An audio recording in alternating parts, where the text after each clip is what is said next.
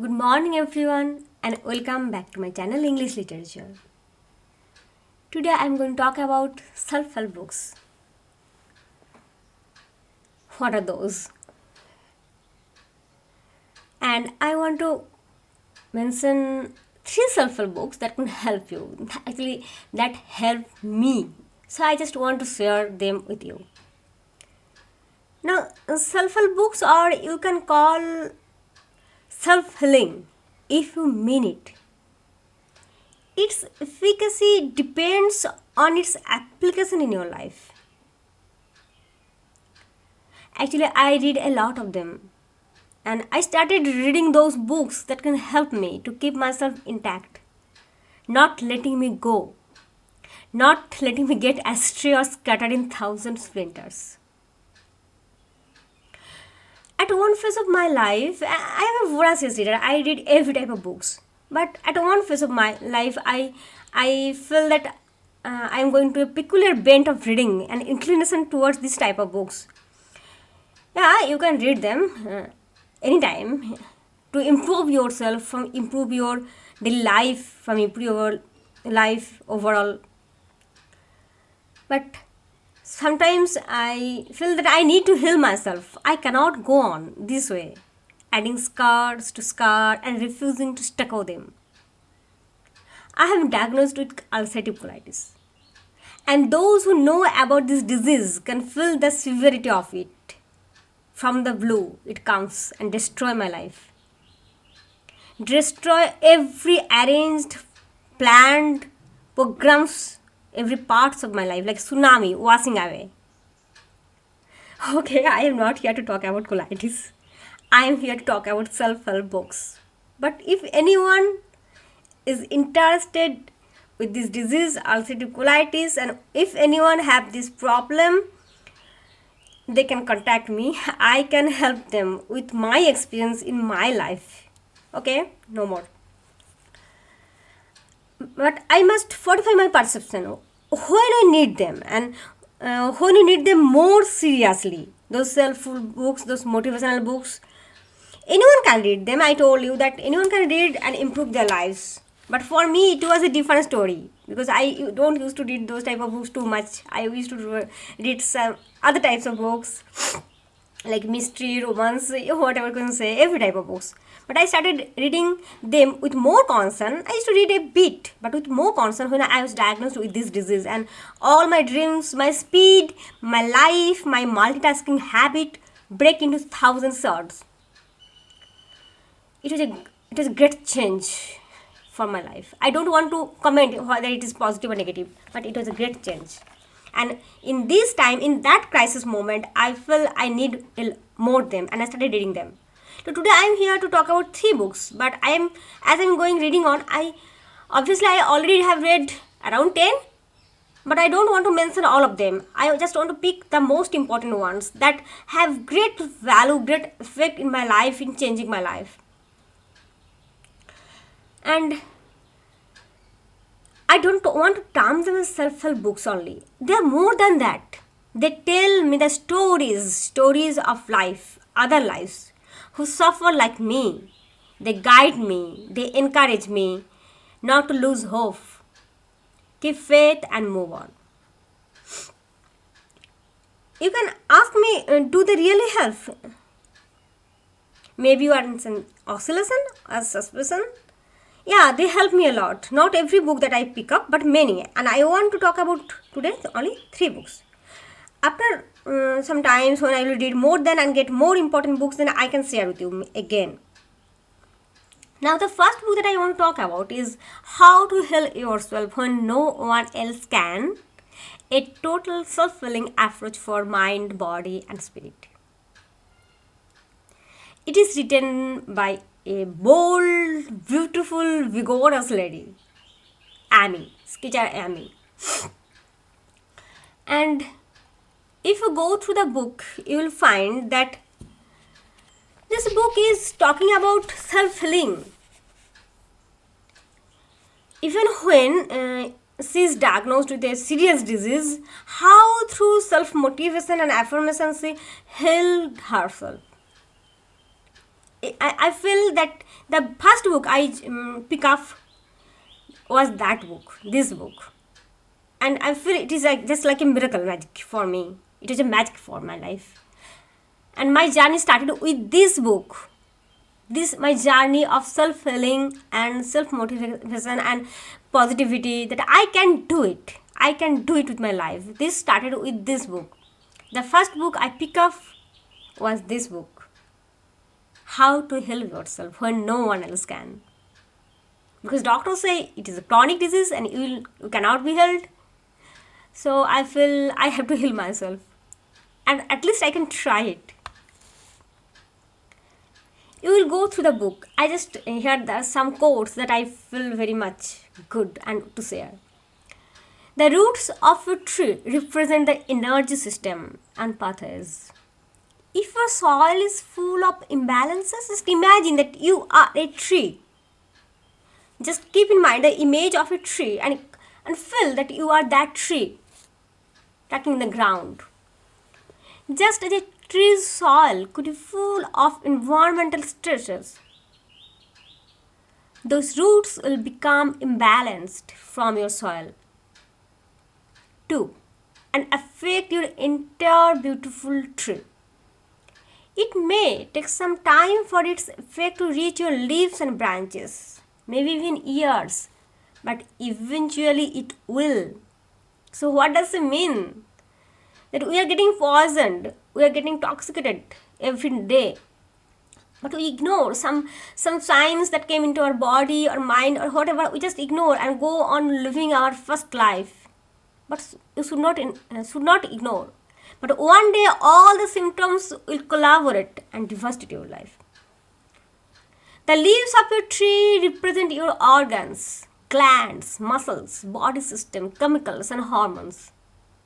By the time you find those little holes in your brittle leaves, you will not be able to bring the tree back to health by treating the leaves directly. You cannot just spray the problem away.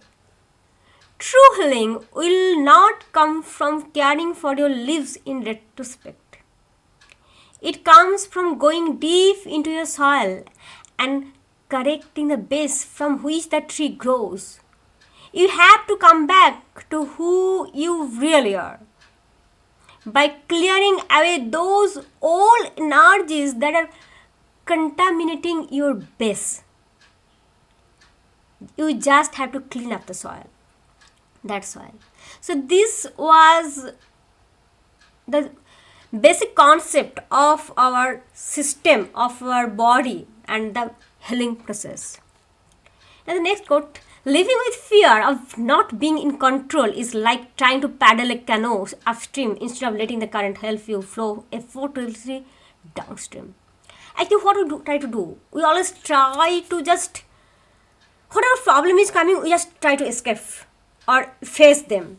We don't want to face them, we want to efface them, we want to erase them. But it is like paddling a canoe upstream instead of letting the current help you flow effortlessly downstream. The river is going where it is going and it is giving you a free ride. But you want to do it in your own way. But every time it is not possible that life will go on your own way. But we always demand from this life that life will go on and on according to my desire, according to my wish. And when that does not happen, we get upset, we get depressed, we started accusing, expressing our grievances. This happens with you, I know. This happens with me. I feel that my life will be like this, my life will be like that, I will do that, I like to do this. But when something happens in our life and I cannot do all the programs that I planned for me, I feel upset. I feel there is nothing to, there is no meaning in my life. It is totally collapsed. And even then, we try to control our life. And we also try to control other people's lives. It is also brings serious, equal or even greater misery than trying to control your own. You can slice and dice and justify this one any way you want, but it never ever turns out well. It is simply not your responsibility or prerogative to change others. Suffering can be a phenomenal stepping stone to somewhere better, physically, emotionally, and spiritually. And I'm trying to feel this, that maybe this phase of my life, maybe this is my stepping stone to something else. Failed relationships get us to successful ones. Illness helps us to examine who we really are and what matters when we might not otherwise. Actually, we have to come back to you. We forget to come back to us. We just move on. Run and run and run.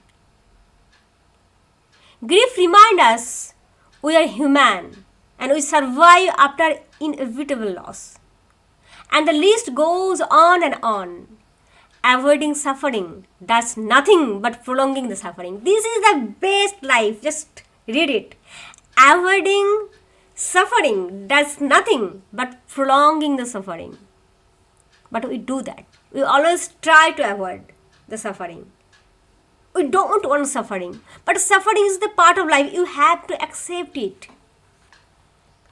When you finally realize that your purpose and your natural born right is only to happy with who you really are, whether you are a healer or a comedian or someone who smiles at strangers, you trigger a process inside of yourself that is infinitely bigger than whatever is standing in your way at this moment.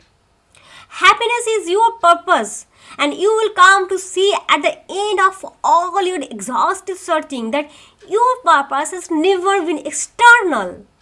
No one can make you happy. No one can make you happy because no one knows you except you. It has not been to make sure others are happy with you. It has not been to be perfect. It has been from your first day here to simply allow your expression without thought or hindrance. The act of surrender, it is not weakness that you are surrendering to your problem. The act of surrender will take great courage. You are going to have to do this very difficult thing, and that is let go of how you thought things would be, just for now. That won't be easy either, but to set the wheels in motion, you need only ask yourself this one question as many times as it takes. Ask it. Do I want to fight my way to healing? Or do I want to flow there? It is all in your energy. Choose wisely. Now, this is the book. Yeah, I feel that I can quote every line from this book. And when I try to choose some lines for you guys, I feel what to choose and what to leave. Just go through this book. I'm assuring you, it's really awesome. And it will change your thought and your life. Now the next book that I'm going to talk about, it is Louise Hay's book. Sorry. You Can Heal Your Life. Yeah, I was reading this book wrapping the warm blanket and I just take a pic of it here. I'll tell you that you can read this book. Before reading this book, you must go through the chapter 16 of this book. Before reading this book, read chapter 16 of this book. Then read this book. Why I am telling this? I have get a little cold. Sorry for that. Chapter 16, that is my story. There Louise Hay talks about her life. When I was reading the book, I don't follow that rule, chapter 16, because no one tells me to read a chapter 16 and then read the book. So I was reading the book and I was feeling, she's talking so much good things, so much positive things, so much affirmation, etc., etc. Maybe her life is full of roses and she can talk in such vigorousness, such vivacity, with such glorification. But my life is not such. But when I read chapter 16, I feel, oh my God, my life is far, far better than her. And even in that tremendous hellish life, she had changed her life. She had the power to change her life. So why cannot I? Then I reread the book. So go through chapter 16 first. Read her story. Then you will believe, you have to believe all the words she said in those lines preceding the chapter 16. And particularly in chapter 14, where he talks about the body. The body, here he also, the same concept of tree and its healing from the through inner peace and affirmation. That healing subject, that magic potion is told about. Okay, so I just give emphasis on those two chapters, chapter 16 and chapter 14, and I must give emphasis on all whole book. And today I want to quote some lines from the book. That I believe we create every so-called illness in our body. I also used to watch Lucy Leahy's videos. You can watch, they are in YouTube streaming. You can find them. They are also full of affirmation. The body, like everything else in life, is a mirror of our inner thoughts and beliefs. The body is always talking to us if we will only take the time to listen. Every cell within your body responds to every single thought you think and every word you speak. I hunted for a good nutritionist to help me cleanse and detoxify my body from all the junky foods I have eaten over the years. I learned that junky foods accumulate and create a toxic body. Junky thoughts accumulate and create toxic condition in the mind. You need to choose to release the past and forgive everyone, ourselves included. We may not know how to forgive and we may not want to forgive, but the very fact that we say we are willing to forgive begins the healing process. It is the way we learn how to think about ourselves and about our world. Now, if you lived with people who are very unhappy, frightened, guilty, or angry, then you learn a lot of negative things about yourself and about the world. I never do anything right. It is my fault. So these are all the negative feelings. We create the situation and then we give our power away by blaming the other person for our frustration. No person, no place, and nothing has any power over us. For we are the only thinkers in our minds. When we create peace and harmony and balance in our minds, we will find it in our lives. Disease can be healed if we are willing to change the way we think and believe and act, and take responsibility for my own healing. So these last two lines, these are perfect for me because I feel I can heal myself after reading this book. Now I am going to talk about the third book, and I know everyone has known about the book and most of you have read this. Zen, The Art of Simple Living. Okay, I don't want to talk so much about it because I know that everyone, most of you have read this, or all of you have known about this name. It is a beautiful book. Every page, every image, the cover page, all are so beautiful. Simplicity is about stripping away what is not useful. Zen, what is Zen? Zen means living a simple life, the guidebook to live a simple life. And simplicity is about stripping away what is not useful. We always wrapped ourselves with those things that are not necessary in our life. And in this we just burden ourselves. Determine whether something is truly necessary, and if it is, then take good care of it. This is different from frugality. Frugality is about subsisting with things of low value. By value, I am referring not only to its price, it also includes the depth of feeling towards such item. It is a great speech. When you are caught up in producing results, you are unable to devote yourself to the here and now. By the same token, do not place a value judgment on what you are doing in the moment. Take for example, breathing. You cannot deem your breathing to be good or bad. Just as you draw one breath after another, perform the routine habitually. My breathing is drugged because I have get cold.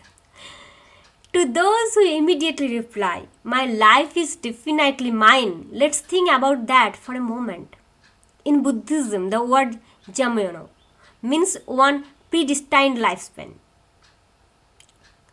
Jamoyo means your life is predestined. You are not here to determine your life. Each of us has our own jamoyo. From the moment we are born, the length of our lifetime is determined. But none of us knows how long it will be. In other words, being alive means we must make the most of the life we are entrusted with. Life is not ours to possess. It is a precious gift that we must treat as if it were placed in our care. And whatever lifespan we are given, we must take the utmost care to give it back. Peace, Shanti, Shanti, Shanti. Today is 1st January 2023 and I wish every one of you Happy New Year. And I am just making this video and on self-help book because I feel I must share this story, these feelings, these books with you in this auspicious wee morning. Thank you.